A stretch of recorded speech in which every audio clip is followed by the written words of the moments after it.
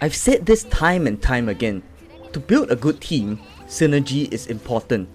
And part of that synergy is understanding your character's roles. As such, in episode 1, we have covered the best roles for every Dendro character. Today, we'll be moving on to episode 2 and talk about the best roles for every Pyro character. Before we begin proper, let me first recap the available roles that we have once again for the new viewers. There are 3 main types of combat related roles in Genshin. There's DPS, sub-DPS, and support. DPS refers to your team's main damage dealers. They usually have to be on field in order to deal the damage. For example, Hutao's kit can only function on field. Sub-DPS refers to characters who usually use their elemental skills or burst, then swap out. The item that they leave behind, be it for example Albedo's flower or Fischl's ores, will deal damage. Finally, for supports, which is the largest category, we have healers such as Jean, shielders such as Zhongli, damage boosters such as Bennett, enemy debuffers such as Venti with the Very Distant Venereal artifact, reaction catalysts such as Kokomi and her jellyfish to apply hydro, and finally drivers who stay on the field and can usually apply their own element easily to trigger reactions. These include catalyst users such as Nahida and characters with infusions such as El Hatem.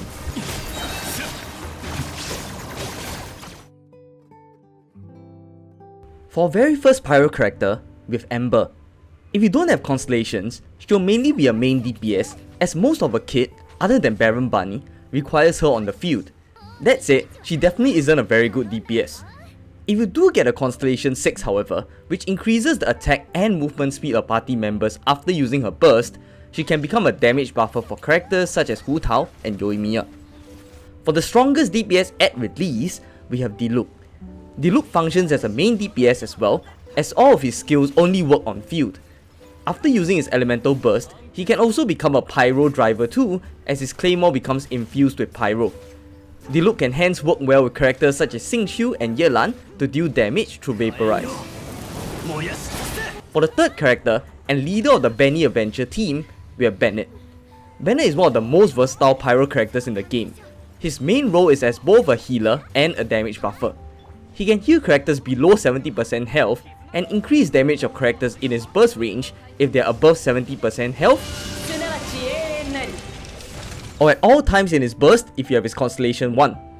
Honestly, Bennett pairs really well with most characters and teams other than for characters that don't need healing like Hutao. If you are looking for a damage buffer, Bennett is usually the way to go. Before we move on to the next character, if you enjoyed the video so far, may I kindly also request for you to click that subscribe button if you have not yet subscribed, as we are trying to get to our goal of 10,000 subscribers. It would really help out this small channel a lot. Thank you in advance. So, for the first Polearm user in Genshin, we have Xiangling. Xiangling works best as a sub DPS with an elemental burst. This elemental burst is not only strong, but will also apply Pyro with every hit to deal damage and to help to create reactions. As such, she can work well with characters such as Child for reverse vaporize or Xingqiu. For the fifth character, we have Klee. Klee works best as a main DPS and driver as well. Her main form of damage comes from a normal, charged attacks, and elemental burst, all of which need to be used with Klee as the active character. She can also be a driver due to her being a catalyst user to drive Pyro related reactions. When obtaining a C2, it allows her mines from her elemental skill to also lower the defense of enemies by 23%, which makes her become viable as a debuffer. Overall, Klee works best with characters like Xingqiu for on-field vaporize damage. Up next, we have the director of the Wangshen Funeral Parlor, Hutao. Hutao's skill literally all only work with her on the field, with an exception to her Blood Blossoms. That said, she is best suited to be an on-field DPS and driver, with a Pyro infusion to deal a lot of Pyro related reaction damage. She can work well with characters such as Xingqiu and Yelan. Pairing her with Zhongli will improve her survivability too as well. For our seventh character, we have Xinyan. Xinyan's main role is as a shielder, although a shield honestly isn't that amazing. With a C2, which allows her to activate level 3 of a shield to deal pulsating Pyro damage with her burst without having to hit at least 2 enemies with a skill, she can also become a Pyro reaction catalyst by applying Pyro on enemies. She can hence work in a burning reaction team with Nahida and Ganyu. For the lawyer from Liyue, we have Yanfei. Yanfei's kit is quite similar to Klee, which makes her a good on-field DPS and driver as well. On-field DPS because she has no functions off-field, while being a catalyst user allows her to drive Pyro related reactions such as Vaporize and Burgeon. As such, she can also work well in a Vaporize team with Xingqiu or in a Burgeon team with Nahida and Xingqiu. Moving on, we have Yoimiya, Fireworks Maker from Inazuma.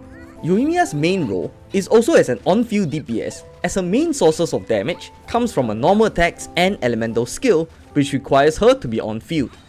Although she gets an elemental infusion for her arrows, I would not really recommend her as a driver due to the ICD on her arrows.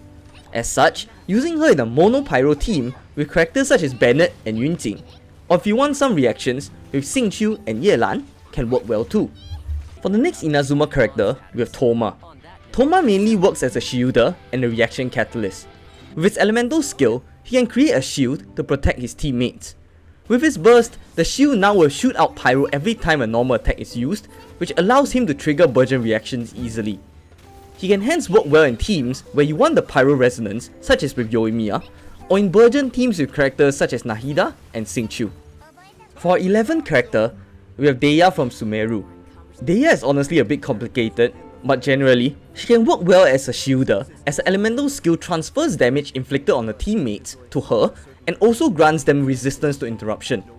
Her skill is also quite similar to Albedo that activates when enemies take damage, which allows her to become a sub-DPS and Pyro reaction catalyst to apply Pyro for reactions such as Vaporize and Burgeon. She can work well in a Burgeon team I guess, with Nahida and Xingqiu, though I've honestly yet to be able to try this out as I do not have Dehya. Finally, for the latest character, Lyney. Lyney also works best as an on-field DPS, as he mainly uses his charged attacks to deal damage. His elemental skill and burst also needs him to be on-field to deal damage. As such, pairing him with characters such as Bennett, and if you want reactions, characters like Layla might be suitable as well. With that, we've come to the end of today's video. If you would like to see more of this series, where I'll be covering the roles of characters of other elements as well, do leave a like, comment and subscribe so that I will know that you want to see more, and also help out this small channel grow to the goal of 10,000 subscribers. What's more, we also just created a new Charge Coin community Discord server where you can come relax, chat, get some Genshin or Honkai related help if needed. Do consider joining, the link is in the description below. Thank you and see you next time, bye bye!